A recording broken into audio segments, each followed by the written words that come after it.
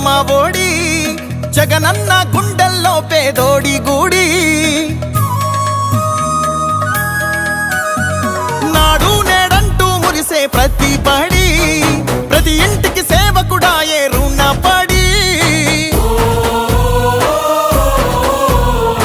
అవ్వా తాత నుంచి యువతి యువకుల దాకా సంక్షేమం చేశాడంటూ ఆంధ్రప్రదేశ్ అంతా గొంతెత్తి చెప్పేదొకటే వచ్చాడు జగనన్నొచ్చాడు అన్నిచ్చాడు మనకు అన్నిచ్చాడు అన్నొచ్చాడు జగనన్నొచ్చాడు అన్నిచ్చాడు మనకు అన్నిచ్చాడు రాబోయే కురుక్షేత్ర సంగ్రామం జరగబోయే యుద్ధం పేదవాడికి పెత్తందారులకు మధ్య జరగబోయే యుద్ధం ఆ పేదవాడి పార్టీ వైఎస్ఆర్ కాంగ్రెస్ పార్టీ మీ బిడ్డ నమ్ముకున్నది దేవుడిని మంచి చేసిన ప్రజల్ని మీ ఇంట్లో మంచి జరిగి ఉంటే మాత్రం మీ బిడ్డకు మీరే సైనికులు కండి అని చెప్పి ఒంగోలు పార్లమెంటరీ కాన్స్టిట్యున్సీ ఇన్ఛార్జ్ అయినటువంటి మా నాయకులు చివరెడ్డి భాస్కర్ రెడ్డి గారి జన్మదిన సందర్భంగా ఈరోజు బొమ్మరిల్లులో ఆయన బర్త్డే కేక్ కట్ చేసి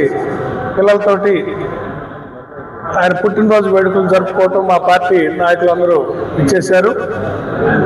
పార్టీ నాయకులు రాష్ట్ర కార్యదర్శులు వెంకటేశ్వరరావు గారు, రమణారెడ్డి గారు, బొట్ల రామారావు గారు, నగరాధ్యక్షులు శంకర్ గారు, అదేవిధంగా బొట్ల సుబ్బారావు గారు, లీగల్ సెల్ కర్నర్ నగరకట్టి శ్రీనివాస్ గారు, మరియు మా ముఖ్య నాయకులు రవణమ్మ గారు, నాగమణి, పంచాయతీరాజ్ విభాగం అధ్యక్షులు రవికుమార్ గారు, రవీంద్రారెడ్డి గారు, ముల్లంగి రవీంద్రారెడ్డి గారు ఈ కార్యక్రమాన్ని ఏర్పాటు చేసినందుకు ఆయన అభినందిస్తూ చివరెడ్డి గారి మీద ఒక తప్పుడు ఆరోపణలు చేసి 140 రోజులుగా ఆయన నిర్బంధంలో ఉన్నారు. ఈ సందర్భంగా భగవంతుడిని మేము కోరుకుంటా ఉన్నాం. ఈ తప్పుడు కేసుని త్వరగా ఛేదించి బయటకు వస్తాడని మేము భగవంతుడిని బయటికి పంపించాలని దేవుడిని కోరుకుంటున్నాం.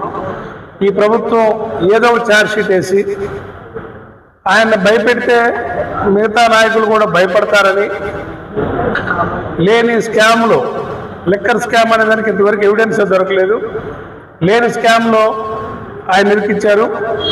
లిక్కర్ ఈ గవర్నమెంట్లో వాటర్ ప్లాంట్లు పెట్టినట్టు పెట్టి బెల్ట్ షాపులు ఊరు ప్రతి వీధి చివరన బెల్ట్ షాపులు పెట్టి టైమింగ్ లేకుండా ఎవరు అమ్ముతుంది మీ అందరికీ తెలుసు. వైఎస్ఆర్ పార్టీ గవర్నమెంట్లో ప్రభుత్వమే మన షాపులు నడిపి ఒక వేళ ప్రకారంగా ఉదయం ఈ టైం నుంచి సాయంత్రం ఈ టైంలోపే మద్య విక్రయాలు జరిగినాయి. అది కూడా ప్రతి బాటిల్ కూడా ఇన్వాయిస్ మీద డిస్టిలరీ యూనిట్ల నుంచి షాపుకు రావడం జరిగింది. ఆ బిల్లు వెరిఫై చేస్తే మనందరికీ అర్థమవుతుంది దీంట్లో తప్పు జరగడానికి అవకాశం లేదు.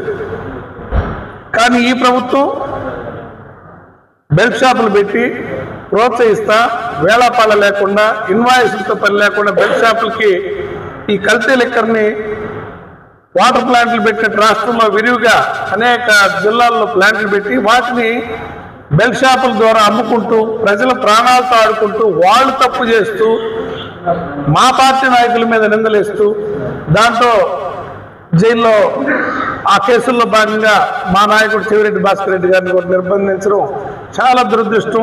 దీన్ని ఖండిస్తున్నాం. భగవంతుడు చివరెడ్డి గారు చెప్తూ ఉంటాడు, నేను భగవంతుడిని నమ్ముతానని. భగవంతుడిని కోరుకుంటా ఉన్నాం.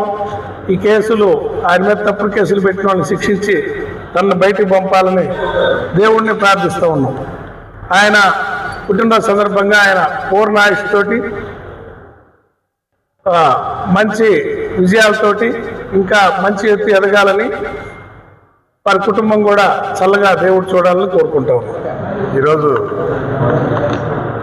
ఒంగోలు పార్లమెంటరీ నియోజకవర్గ ఇన్ఛార్జ్ అయినటువంటి చెవిరెడ్డి భాస్కర్ రెడ్డి గారి పుట్టినరోజు సందర్భంగా ఈరోజు బొమ్మరిల్లులో పేద పిల్లలకి మన రవీంద్రారెడ్డి ఆధ్వర్యంలో వాళ్ళకి భోజన సౌకర్యం కల్పించడం, అదేవిధంగా వాళ్ళ సమక్షంలో చెవిరెడ్డి గారి జన్మదిన కేక్ కట్ చేయటం చాలా సంతోషకరం. చెవిరెడ్డి గారు చిన్న వయసులోనే 27 సంవత్సరాలకే జడ్పీ చైర్పర్సన్గా, అదేవిధంగా తిరుపతి అర్బన్ డెవలప్మెంట్ అథారిటీ చైర్మన్గా 2 సార్లు, అదేవిధంగా చంద్రగిరి ఎమ్మెల్యేగా, తర్వాత మన ఒంగోలు నియోజకవర్గం పార్లమెంట్ అభ్యర్థిగా కూడా పోటీ చేయడం జరిగింది. చాలా స్వల్ప మెజార్టీతో ఓడిపోవడం జరిగింది. చెవిరెడ్డి గారు వైఎస్ఆర్ కాంగ్రెస్ పార్టీలో రాష్ట్ర వ్యాప్తంగా క్రియాశీలకంగా చాలా చురుగ్గా పనిచేస్తారు. ఆయన అన్ని రాష్ట్ర అనుబంధ విభాగాల అధ్యక్షులుగా, ప్రచార విభాగం అధ్యక్షులుగా అనేక సేవలు అందిస్తున్నారు.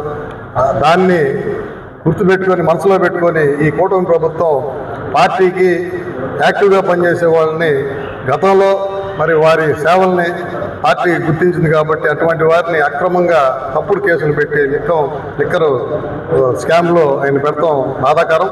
కానీ ఆయన ప్రతి చిన్న పనికి కూడా మరి ఆ కలియుగ దేవుడు వెంకటేశ్వర స్వామి గారిని నమస్కరించుకునే ప్రారంభిస్తారు.